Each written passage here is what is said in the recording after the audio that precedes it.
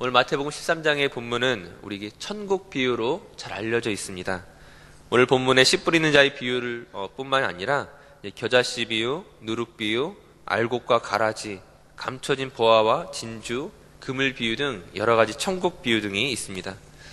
이 비유들을 종합적으로 생각해 보면 어떤 의미가 있겠습니까? 지금 당장은 유대인들에게 거절당하여 정말 보잘것없어 보이는 그런 예수님의 하늘나라의 이 증거들이 지금 시작은 미미하였을지라도 결국 그 마지막은 풍성한 열매를 거두게 될 것이라는 것이죠. 그 열매를 거둘 때에 무엇입니까? 장차 예상치 못한 그 커다란 열매가 맺어지는 그때에 하나님의 백성과 심판받을 자들이 나뉘어지게 될 것들을 보여주고 있다고 할 수 있을 것입니다. 하지만 이 비유들을 우리가 살펴보기 전에 먼저 짚고 넘어가야 하는 부분들이 있습니다. 지금 예수님의 말씀을 듣기 위해 수많은 무리들이 모여 있습니다.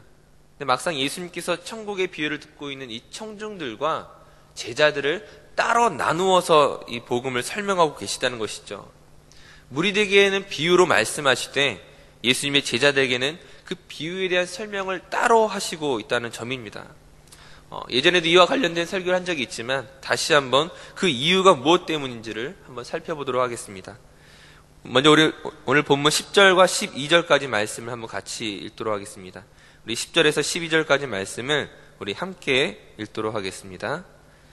제자들이 예수께 나와 이르되 어찌하여 그들에게 비유로 말씀하시나이까?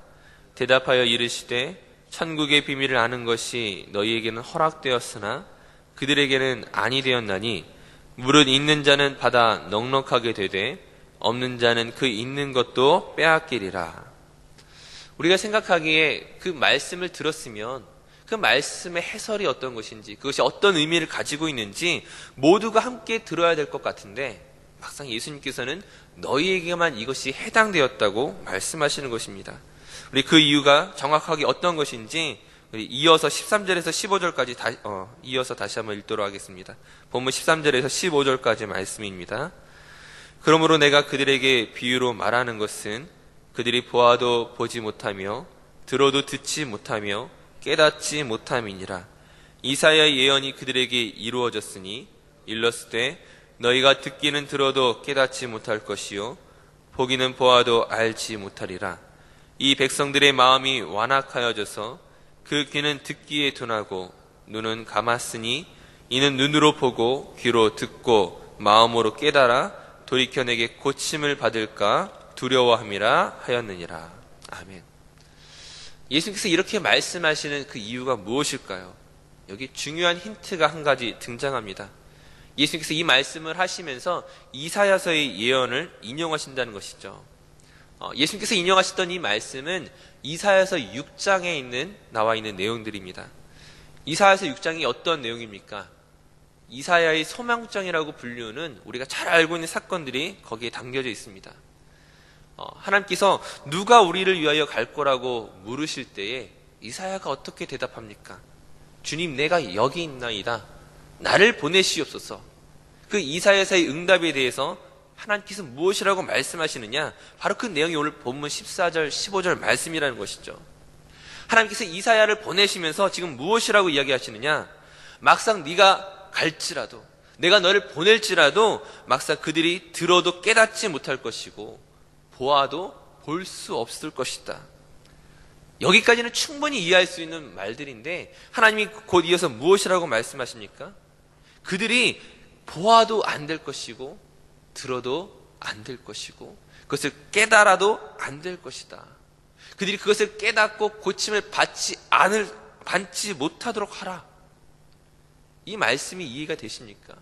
누가 우리를 위하여 갈 거라고 물으시고 난 다음에 막상 내가 가겠습니다라고 했을 때 내가 너를 보내지만 네가 나의 말을 전할 때에 그들이 깨닫지 못하도록 하라고 말씀하시는 것이 이해가 되십니까? 왜 그렇다면 굳이 이사야를 보내시는 것이고 굳이 예수님께서 이 땅 가운데 오신 것입니까?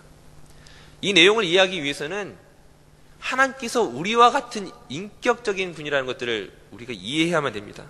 즉 인격이란 무엇입니까? 우리의 지성과 의지뿐만이 아니라 우리의 감정까지도 하나님께서 동일하게 가지고 계시다는 것이죠. 하나님께서 감정을 가지고 계신 분이라는 것을 이해하지 못하면은 이 말씀을 이해할 수 없다는 것입니다. 왜냐하면 이 말씀은 수사학적으로 보게 되면은 역설법이기 때문입니다. 역설이란 무엇입니까? 살고자 하면 죽을 것이고 죽고자 하면 살 것이다. 즉 살기 위해서 어떻게 해야 되는가를 알려주는 그 역설법, 강조의 의미가 담겨져 있다는 것입니다. 즉 그들로 하여금 깨닫지 못하게 하라는 것은 정말 그들이 깨달아서는 안 된다는 것이 아니라 정말 그들을 향한 하나님의 간절한 감정들이, 그들이 깨닫고 돌아오기를 바라는 하나님 아버지 마음이 거기에 역설법으로 나타나 있다는 것입니다. 제가 예전에 이런 예로 한번 설명을 드린 적이 있습니다. 놀기만 하던 자녀가 어느 날 아버지 저 이제 대학 가려고 공부 좀 할게요 라고 말했습니다. 부모가 뭐라고 대답할까요? 그동안 수년에 걸쳐서 놀기만 하던, 정말 공부라고는 전혀 관심도 보이지 않던 아들이 대학 간다라고 이야기했을 때에 어떤 반응들이 나올까요? 네 주제 이제 공부해서 이제 대학을 가겠다고? 야, 네가 대학 가면은 이제까지 열심히 공부한 다른 친구들이 뭐가 되냐? 네가 대학을 가면 이 아버지 손에 장을 짓는다. 무슨 의미겠어요? 너 대학 가지 말라는 의미가 아니라 믿어지지 않는다는 것이죠. 아빠랑 내기할까?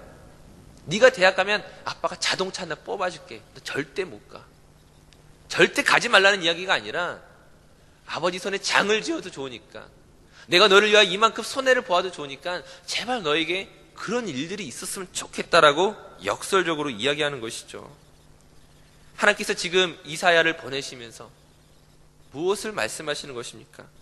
전능하신 하나님이 틀렸다는 소리를 들어도 좋으니까, 그 무엇보다 능력이 많으신 그 하나님께서 그 말을 번복하게 되어도 좋으니까는 제발 그들이 회개하고 돌아오기를 간절히 바라는 것입니다. 하지만 문제는 무엇입니까?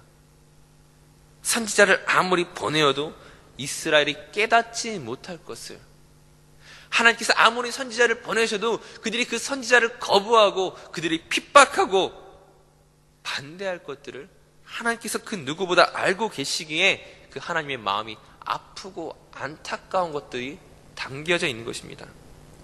즉 예수님께서 지금 이사야 말씀의 그 예언을 다시금 인용하시면서 우리에게 말씀하시는 것이 무엇입니까?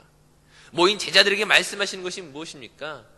지금 예수님의 말씀을 듣기 위해 모여있는 그 수많은 무리들, 그 수많은 사람들에게 그 말씀을 전해주기 싫은 것이 아니라, 정말 그들이 말씀을 듣고 깨닫기를 원하지만 말씀을 들어도 깨닫지 못할 것이고, 그들이 예수님을 보아도 보지 못할 것이고, 예수님이 아니라 다른 세상의 다른 유익과 자기들의 이익에만 관심이 있다는 것들을 알고 계시기 때문에 그 안타까워 하시면서 말씀하시는 것이 바로 오늘 본문의 내용이라는 것입니다. 사실 정확하게 말하면 이 모인 무리들 뿐만이 아니라 그 예수님의 말씀의 해설을 듣고 있는 제자들마저 사실은 얼마나 어리석은 사람들입니까? 그들이 3년 동안 예수님과 동거동락하면서 따라다니면서 말씀을 배웠지만 정말 그들이 그 말씀의 진정한 의미를 깨달은 사람이 있습니까? 예수님께서 고난을 받으신다고 말씀하셨을 때 그들이 어떤 반응을 보여줍니까? 인자가 십자가로 고난을 받으리라 말씀하시는 그 순간에도 곧 이어서 나오는 장면들이 무엇입니까? 누가 더 큰 자인가? 예수님, 당신의 나라를 이루실 때에 누가 예수님이 오른편에 있겠습니까? 고난을 말씀하시는 그 순간에도 그렇게 말하고 있는 것이, 그렇게 시기하고 싸우고 질투하는 것이 제자들의 모습이었습니다. 예수님을 팔고 부인하고 도망쳤던 제자들의 모습을 보게 될 때에 오늘 본문의 비유에 따르면 그 제자들마저 무엇입니까? 옥토밭이 아무도 없다는 거예요. 다 돌밭이고 다 가시 떨기밭에 불과한 것임을 볼 수가 있습니다. 그런 의미에서 지금 예수님의 진정한 모습을 본 사람이 있겠습니까?